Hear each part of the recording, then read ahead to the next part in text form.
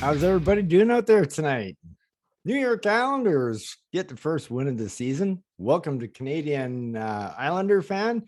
Let's talk about this game tonight. Islanders finally take one 4-0 against the Chicago Blackhawks. It was a battle of the winless teams this year.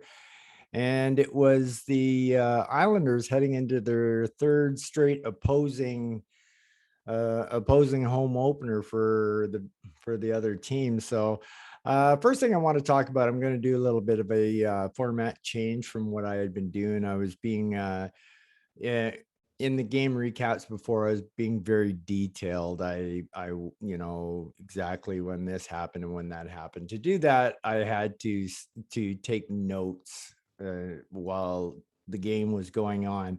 And normally I'm very intense when I'm in on a game, and I like to laser focus in on it. I like to just watch things like the structure and everything like that and see if guys are doing all the little things right in that. So I like to be laser focused. And I found in the first two games and even the three preseason games that I did was that, I'd be missing 5 seconds here, 5 seconds there when I'm writing something down. And then I started thinking about things, and I said, well, I'm not really given a very detailed report because I can't really focus in on it.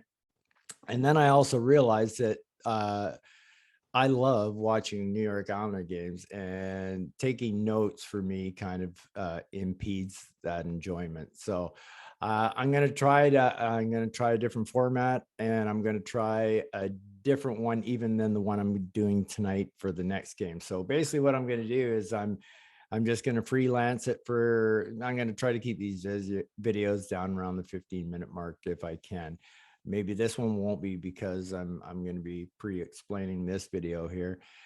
I'm just going to be going off the top of my head, and hopefully I can remember a lot of stuff, but I know I probably won't remember it all, and then I'll be mad at the end of the video and I go, oh man, I forgot to bring that up and that because I didn't take notes and whatnot.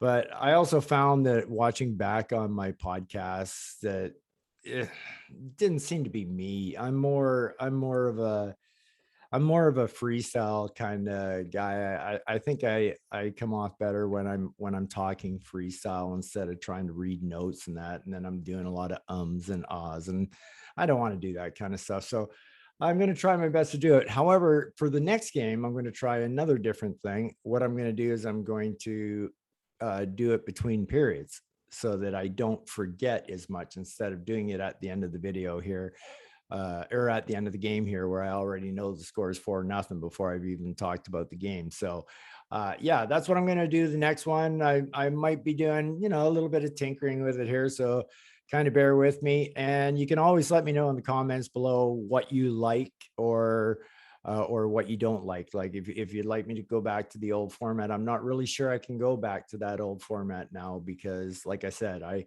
love my Islanders, and it's one of the few joys I have in life. So I'm not going to ruin that experience, even though I love to talk about them a whole bunch. But anyway, let's get into it. So here we go.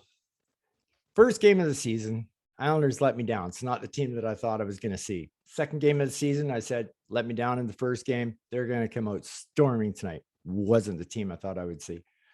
Tonight, I went, okay, we're not playing as fierce as opponent. We're definitely going to come out strong.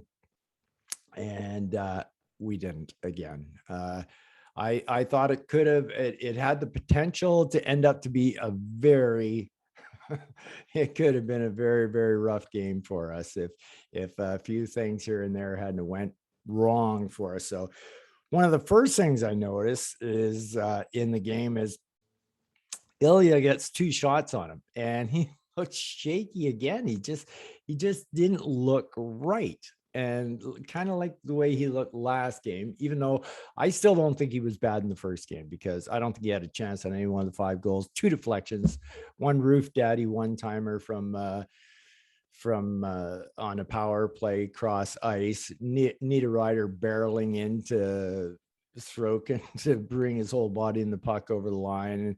And I can't remember what the fourth one was now, but it wasn't his fault either. So, oh yeah, I remember it was a bar down, and there's no possible way he could have even saw the puck. There was 2 guys completely right in front of him. He couldn't see. So I had no problems with his first game.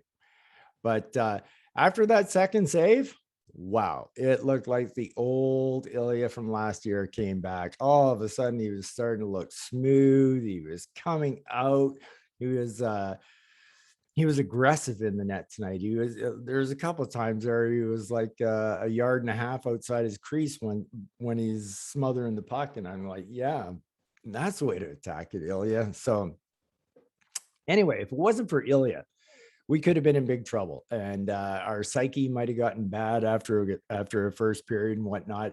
Uh, I just want you to think about this. We got outshot by the Chicago Blackhawks 18-7 in the first period. The game before, Chicago got outshot 17-3. So just put that into a little perspective. And that's why I was so disappointed with the Islanders starting this game. I really thought I was going to see it. The one thing that I think I'm noticing the most about this year's version of the Islanders, they don't seem desperate. They seem to know or think they know that they're going to get there. And I got a feeling they're forgetting just a little bit of how they got there in the first place with the desperation in hockey. But it looked good at the start. Like, we started the Martin line off. I figured, yep, for sure, we're going to get some crashing and banging. And unfortunate for the identity line on that first shift of the game was they controlled the puck too much of that shift.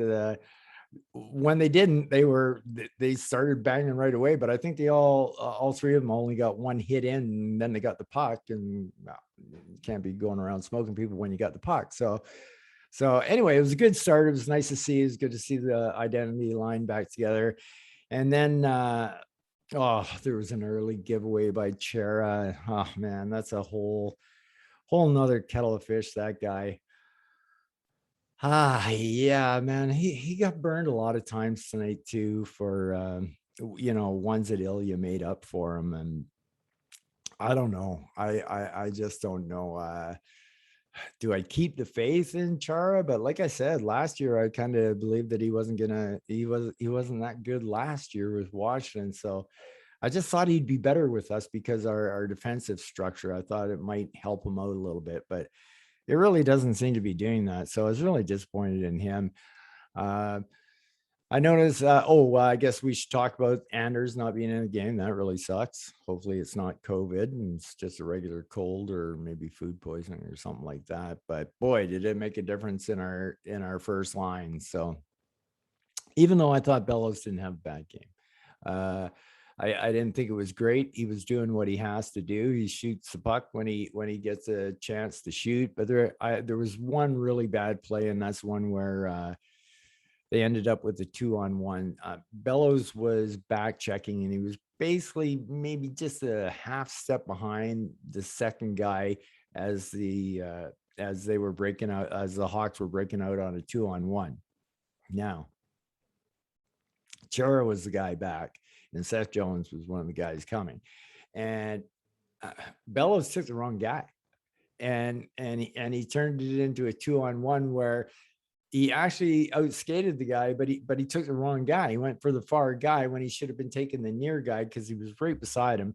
And Chara would have been easily able to handle that. But then once Bellows goes for the wrong guy, it turns into a 100% 2-on-1, and then they slide it through Chara's legs and look stupid. And Seth Jones has a really great chance to score. We got fortunate tonight, and Ilya bailed us out a lot tonight, especially in that first period.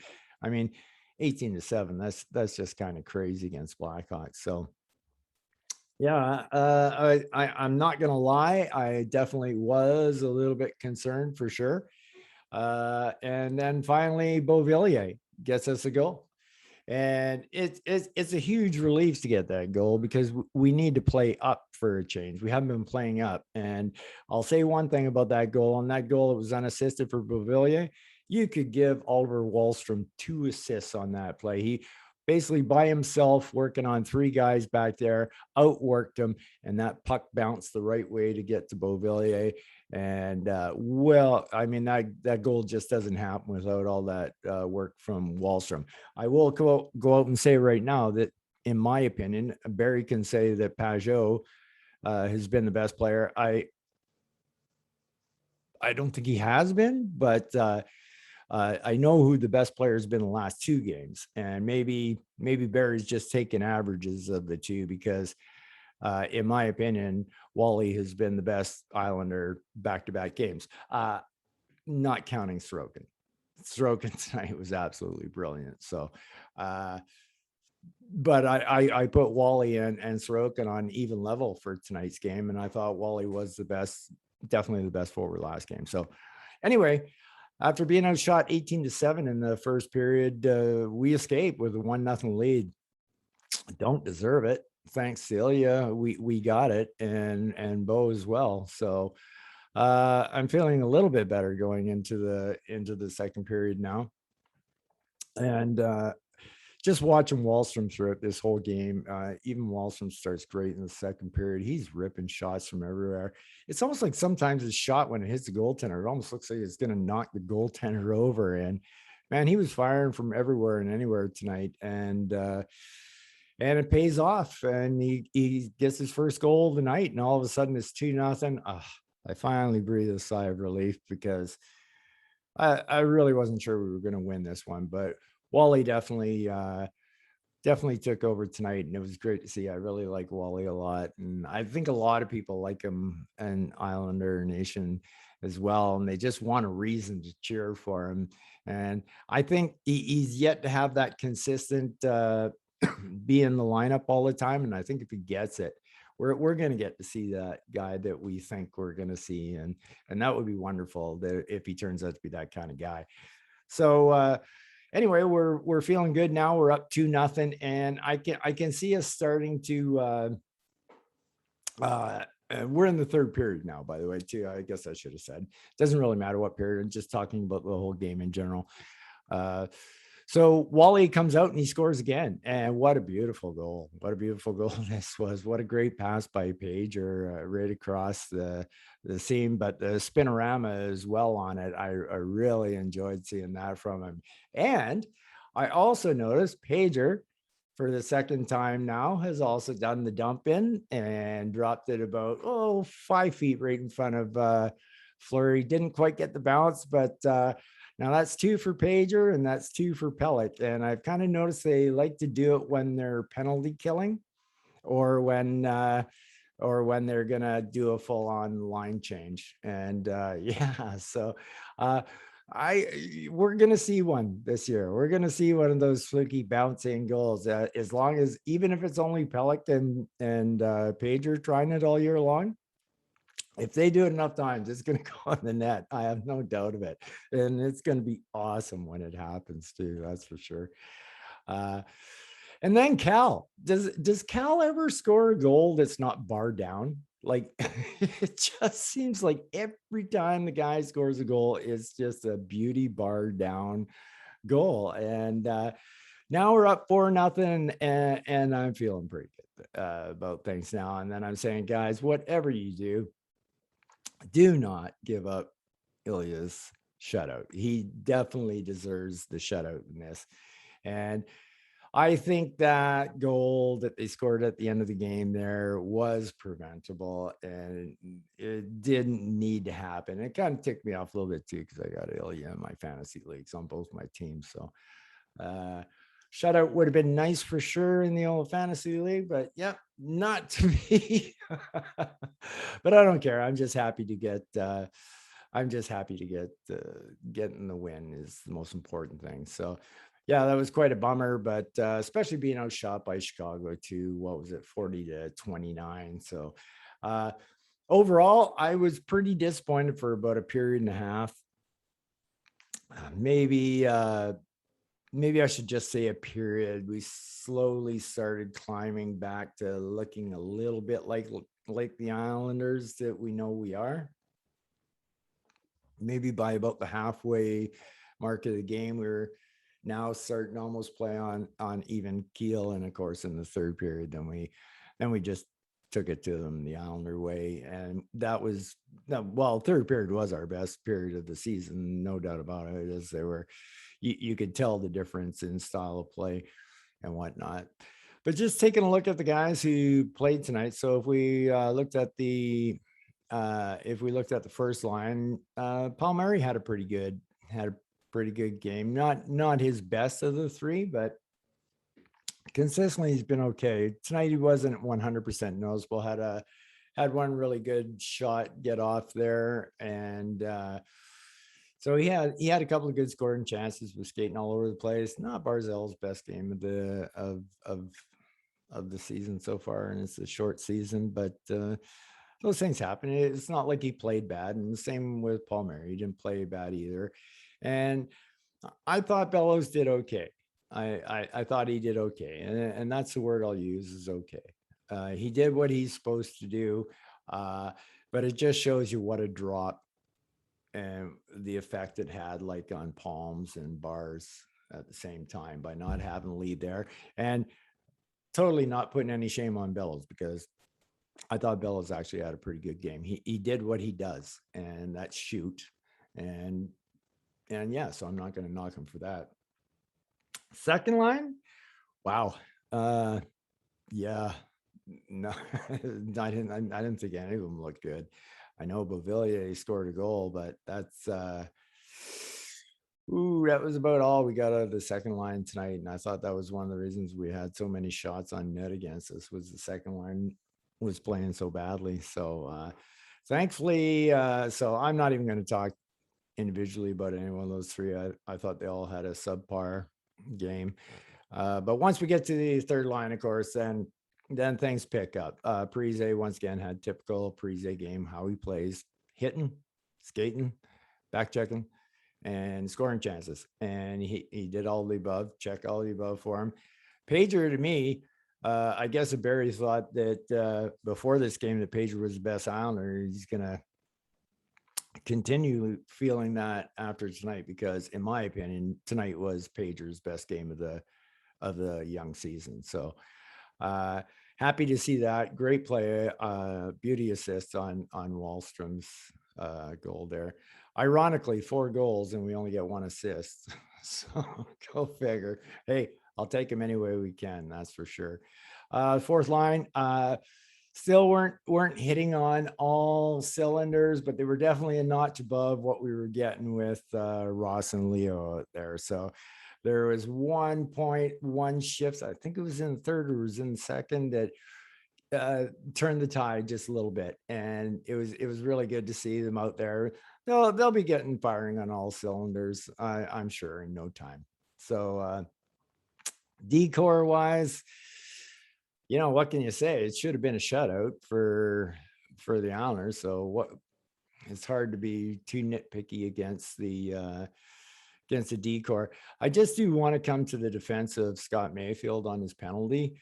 When he got that penalty, yeah, it was it was not a cross check in terms of cross check in the NHL because Scott did it the way you're going to have to be able to do it for the rest of the NHL. And I can understand why he was being so surprised with it. He had his stick against his own chest and the two bodies came together and he pushed out with the stick. That is not a cross check. That's by definition, that is not a cross check. That is just moving a body away from your body. And that should not have been a penalty. And I felt bad for Scott because I predict it to be a competition between Lee and Scotty to see who draws the most cross-checking penalties this year. But I noticed both of them are trying real hard not to do it. So, yeah, I was really bummed that Scott was given that penalty for sure. The other D core, like I said, it was a shutout game, so I guess we got to take it. As for the star of the game, no doubt about it, was Ilya. He saved the day for us and came to the rescue for us when we needed it most. So really, really disappointed the Isles didn't get him that shutout. I was so disappointed in them, and I could almost feel it coming because you could see they were just kind of relaxed in that. I guess Char got a little better as the game went on. Little. I'm grasping. I'm grasping at straws. I'm continually hoping that I'm wrong and that this is going to work out all right, but I'm not so sure it's going to happen. So anyway, that's it for tonight's game. So the Islanders go up to 1-2. So we're finally in the win column. It's nice to finally get one under the belt. And now hopefully we got a couple more weaker teams coming up, and hopefully we can win those games and get this road trip on the go. So anyway, for my next podcast after the game recap, look for, it's going to be more of a podcast between periods and then right after the game. I figure if I freestyle doing a game, at least if I do it a period at a time, it'll be more fresh in my mind, and I'll be able to give a little bit more what I see going on out there. So anyway, if you don't like the change, the format change, either way, just let me know in the comments below. All right, guys. Anyway, thanks for hanging in there. I want you guys to all take care and peace out.